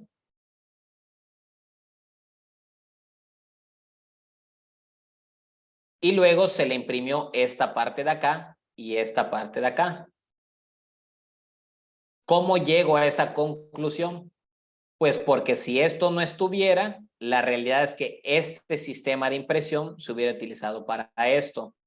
Además, este espacio que existe, no hay ningún motivo por el cual esta leyenda de acá se pusiera con el mismo sistema de impresión que esta, si no es para completar este mensaje. Entonces, eso me permite a mí, a pesar de que no estoy datando el documento, a pesar de que es un documento de libre confección, pues la misma mecánica de hechos me permite a mí comprobar pues que este texto estaba junto con la firma y esto de acá y esto de acá fue adicionado. ¿Ok? Entonces, aquí ya vamos viendo poco a poco cómo a partir de los indicios que encontremos, pues nosotros vamos a ir sacando nuestras conclusiones, ¿no? Otro de los elementos aditivos que existen es las adiciones con tinta. En este caso, como podemos observar aquí, no sé si se alcanza a apreciar, acá hay escritura y acá hay escritura con bolígrafo. ¿Ok? Como podemos observar, esto se transmite y esto no, a pesar de que están en el mismo documento. Entonces, a través del análisis espectral, en este caso con radiación infrarroja, podemos ver que hay dos tintas influyendo o coexistiendo en este documento, a pesar de que es el mismo documento, ¿no? Entonces, este indicio pues me va a permitir a mí establecer pues en un principio que pues que se adicionó texto. No les puedo yo decir que se adicionó si la parte de arriba o la parte de abajo, pero la realidad es que no se puso en el mismo momento porque hubo un intercambio de bolígrafo. Entonces, al haber un intercambio de bolígrafos, sí o sí se adicionó una parte del texto. Muy bien, esto ahorita vamos a ver qué significa, qué no significa, etcétera, etcétera. Y ya acercándonos al final de esta charla, vamos a ver lo que son las inferencias periciales. Y esta es una parte muy breve, pero sí no quería yo dejarla pasar, porque es muy importante que esto se tome con la debida previsión y con el debido cuidado. La realidad es que con todos los elementos que vimos, que los cortes, que los raspados, que los lavados, que las dos tintas, que los dos sistemas de impresión, etcétera, etcétera, todos esos elementos por sí solos no acreditan una alteración porque acabamos de encontrar un conflicto entre el criterio de la libre confección con la manipulación dolosa. Entonces, el argumento defensivo del falsario va a ser, bueno, es que yo no tengo necesidad de hacer el documento en ciertas condiciones. Por ejemplo, regresando usando estas mismas imágenes. Oye, es que, por ejemplo, acá ¿Por qué para el perito que te pregunten, por qué perito para usted es esa alteración que el documento esté cortado? Que no puede estar cortado. Que si corto un documento y luego le imprimo el contenido, ¿tiene algo de malo? ¿Alguna ley lo prohíbe? No, pues realmente no, ninguna ley. Pero a mí como perito, ¿por qué me parece un indicio de alteración? Pues discúlpeme, en principio, porque encontré los estragos del corte. Punto número 1.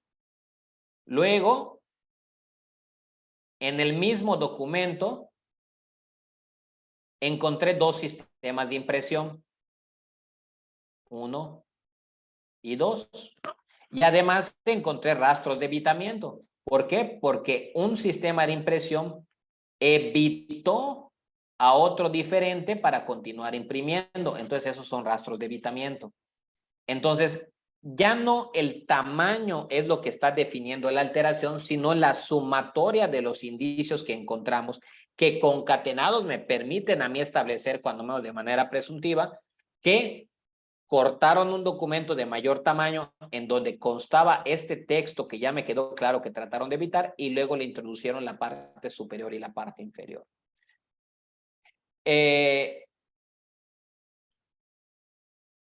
Ahora bien, básicamente la otra parte puede decir, no, pero es que eso no le consta, porque ¿qué tal si fue mi voluntad establecer que el documento sea en esas condiciones? Bueno, como yo pongo en esta frase, y esta frase espero que ustedes la enmarquen o hagan una playera que usen todos los sábados, porque la función del experto no es para nada especular. Yo no estoy adivinando, ni tampoco estoy asumiendo cómo pudo pasar. Yo estoy concatenando indicios que a mí me permiten inducir o deducir, dependiendo de qué clase de elementos esté yo analizando, pues una conclusión probable. Yo no me puedo fijar en un infinito mundo de posibilidades. No es lo mismo una posibilidad con una probabilidad. La probabilidad me la establecen varios elementos concatenados que pues me permiten decir que probablemente sucedió así. ¿Por qué? ¿Y qué tan probable? Pues en base a cuántos elementos y de qué valor haya yo encontrado. Pero yo no puedo ceder ante una cantidad infinita de posibilidades. Que me diga, por ejemplo, la parte, pues, tenedora de ese documento, que me diga, no, es que sí, yo quedé con la parte, con el otro contrayente, que sí íbamos a cortar una hoja y que le íbamos a imprimir primero con un sistema de impresión y luego con otro, y él estuvo de acuerdo. Bueno, no sé si estuvo de acuerdo o no estuvo de acuerdo, y yo no me puedo ceñir a un infinito mundo de posibilidades. O que me diga, es que fíjate que andaba fallando mi impresora, pero no hubo alteración. Andaba fallando mi impresora y solo le pude imprimir el inicio. Luego agarré otra impresora porque como pensé que ya no iba a funcionar, le imprimí luego la otra parte, pero luego me dijeron que ya la habían reparado y lo volví a meter en la primera. ¿Es posible? Sí, sí es posible. Yo no tengo ningún motivo para pensar que no es así, pero la realidad es que las probabilidades de que algo así suceda pues son bajas, ¿ok? Entonces, para mí es mucho más probable la forma en la que lo he establecido partiendo de los indicios materiales que yo encontré en el documento. Entonces, muchas veces los peritos pretenden irse o salirse por la tangente diciendo, no, es que el corte no es un indicio de alteración porque pues en ningún lugar dice que tiene que hacerse con ningún tamaño. No, definitivamente en ningún lugar dice que se debe hacer un documento con determinado tamaño, pero la realidad es que si tú concatenas ese corte con otros indicios, como por ejemplo un raspado, como por ejemplo que el texto esté muy pegado al borde, como por ejemplo que el nombre y la leyenda esté puesto con un sistema de impresión diferente al resto del documento. O sea, ya esos elementos permiten resaltar la relevancia del corte. Entonces, aquí el hecho de que el documento se haya hecho bajo la libertad de confección, es decir, que las partes tienen plena libertad de hacerlo como quieran, no quiere decir que uno como perito se haga de la vista gorda o no sé si ustedes dicen que se haga la vista gorda, o es decir, que sea ajeno o que ignore los indicios claramente que obran en el documento. Al final, nosotros vamos a dar una propuesta de una conclusión en base a los indicios que nosotros encontramos. No obstante, y esta va a ser de las últimas láminas que tenemos, al final el juzgador va a ser quien determine que un documento está alterado o que no lo está. Por ejemplo, fíjense que acá en nuestra región, vamos a ver, este indicio en particular. Son muchos jueces de la misma causa, varios jueces de la misma causa, y pues a nosotros nos toca intervenir con todos, ¿no? Entonces, por ejemplo, me ha tocado que un pagaré, me imagino que ya también hay pagarés, porque también hay influencia del derecho romano ahí también, pero que un pagaré esté lleno con una tinta y que la firma esté pues, ejecutada con otra tinta diferente. Entonces, que la parte que te contrata te diga que el documento lo firmó en blanco, es decir, lo firmó sin la cantidad, sin el beneficiario, sin nada, y después pues lo llenaron con una cantidad exorbitante del cual no estaba enterado esa persona y pues obviamente tampoco dio su consentimiento. Cuando vienen las periciales, se aplica los análisis multiespectrales, como este que estamos ilustrando acá, y efectivamente da una reacción diferente, con lo cual podemos nosotros acreditar que el llenado fue con un bolígrafo y la firma fue con otro bolígrafo, ¿ok? Se le expone al juez como una alteración por adición, porque uno de los dos elementos se puso después, pero muchos de los jueces, y eso hasta la fecha, consideran que el hecho de que esté llenado con un bolígrafo y firmado con otro, pues no configura un indicio de alteración. ¿Por qué? Porque pues dice que válidamente una persona lo puede llenar y luego firmarlo otra persona pues con otro bolígrafo diferente, lo cual no es extraordinario.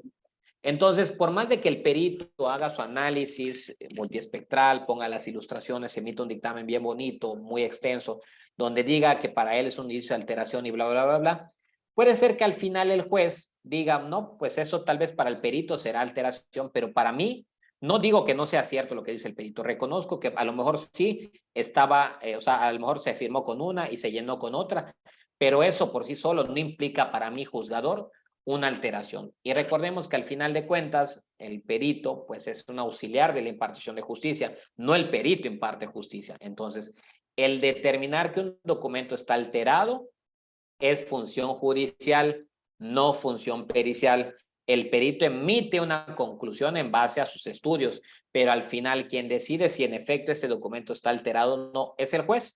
Obviamente, la mayoría de las veces, pues basándose en los dictámenes periciales, pero basándose puede no aceptarlos o puede pedir una nueva opinión, etcétera, etcétera. Entonces, por ejemplo, o también ha pasado que, por ejemplo, se advierta un corte, como este que acabamos de ver, y el juez diga, no, bueno, sí, pero solo el hecho que esté cortado para mí no me dice nada, o sea, no me acredita que el documento esté alterado.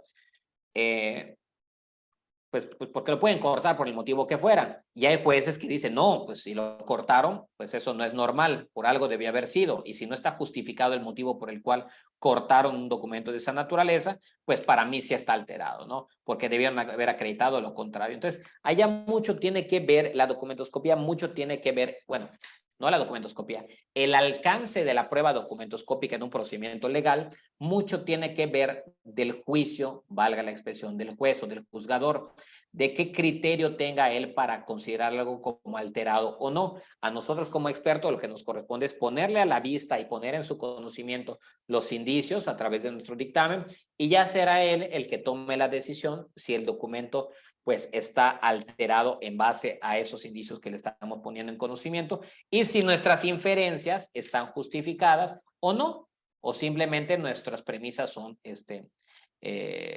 pues no están adecuadamente formuladas o él no llega a la misma conclusión que llegamos nosotros partiendo de los mismos elementos. Pues caballeros, damas, agradezco muchísimo su tiempo. Estoy ya he llegado al final de la exposición. Realmente es un tema muy interesante. Es muy complicado hablar de una manera tan general de tantas variables que existen en esta clase de pericia de los documentos de libre confección, pero pues con todo el cariño del mundo preparamos estas diapositivas para poderlas compartir con ustedes y que pues ustedes vean un poquito de lo que nosotros vemos y de lo que nosotros hacemos al día a día y créanme que todos los días agregamos nuevos criterios, quitamos otros que ya no nos parecen, nos vamos tratando de capacitar lo más posible, pues para poder darnos una perspectiva lo más amplia y más certera posible. si alguien tiene alguna duda, también dejo el micrófono a los organizadores para que si alguien tiene alguna duda, algún comentario, pues con mucho gusto todavía quedan un par de minutitos. Muchas gracias, doctor. Como ya mencionó el doctor, tiene a su disposición el chat. En todo caso, si desean hacer una pregunta de manera oral, levanten la manito, por favor, para cederles el audio. Tiene esas dos posibilidades, por favor. En el transcurso del tiempo que sobra, tenemos la posibilidad de hacer las respectivas preguntas.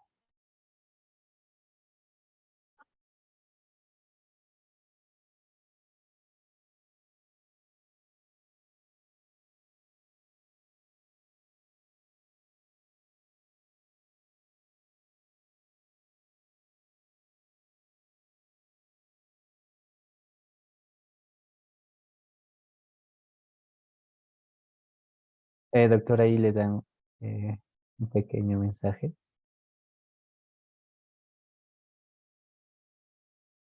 También muchas gracias, muchas gracias. Y estoy leyendo sus amables comentarios. El agradecido soy yo. Gracias a todos ustedes por escucharnos, por sus participaciones. Realmente a mí me emocionan y me enriquece mucho las participaciones de todos. Insisto, es un tema que me apasiona y fue muy grato compartir esos momentos con ustedes. Bien, doctor, parece que no hay preguntas respecto a eso. Más bien agradecerle, doctor, que para nosotros siempre es un gusto haber contado con su participación. Reiterado nuestro agradecimiento por su presencia y por la gran disertación del presente tema. Y esperamos que nuestros queridos participantes hayan podido superar expectativas y del mismo modo haber aclarado algunas dudas que tenían respecto del tema. Muchísimas gracias, doctor, y nos estaremos viendo en otra próxima sesión y a todos los participantes. Claro que sí. Hasta luego. Un Hasta luego, gusto. doctor. Un saludo desde Perú. Hasta luego. Bien, finalmente los invitamos que nos puedan seguir en nuestra página de Facebook para que puedan conocer algunas actividades académicas que estamos organizando. No se olviden para mayor información sobre la certificación. Les voy a dejar el número de la asesora de ventas para que se puedan comunicar con ella.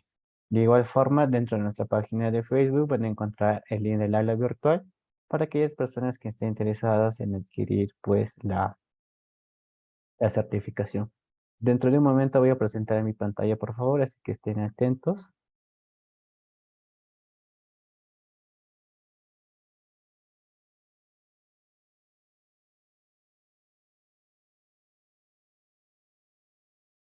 ¿Me confirman, por favor, si es que se logra ver mediante el chat?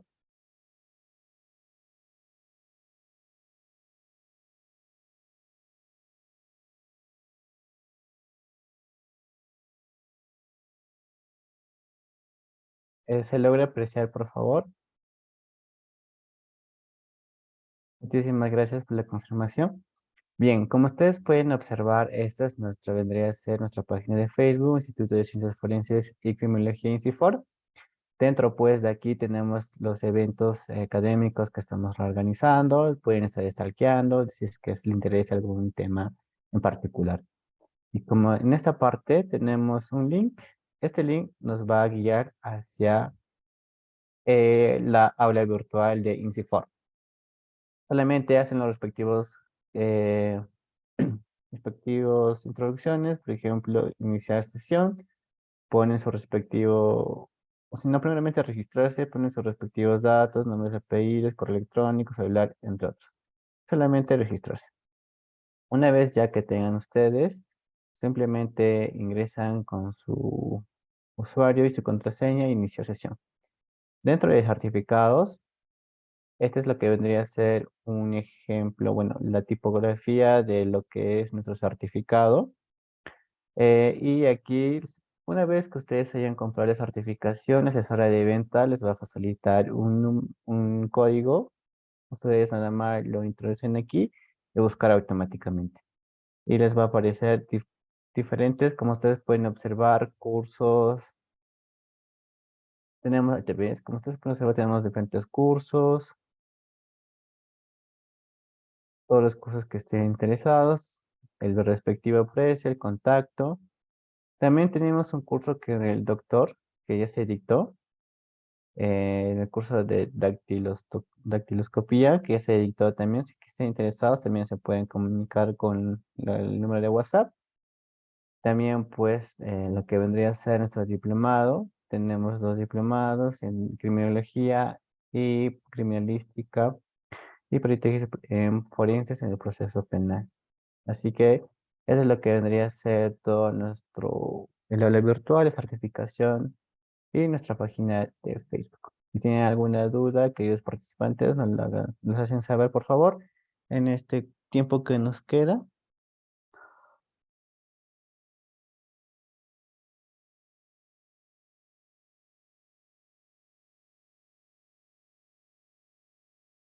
Si no hay una pregunta respecto a eso, bueno, ya estaríamos cerrando con la sesión. Espero haberles ayudado en todo lo posible y que la exposición de hoy haya sido de su agrado. Muy buenas noches con cada uno de ustedes. Hasta la próxima.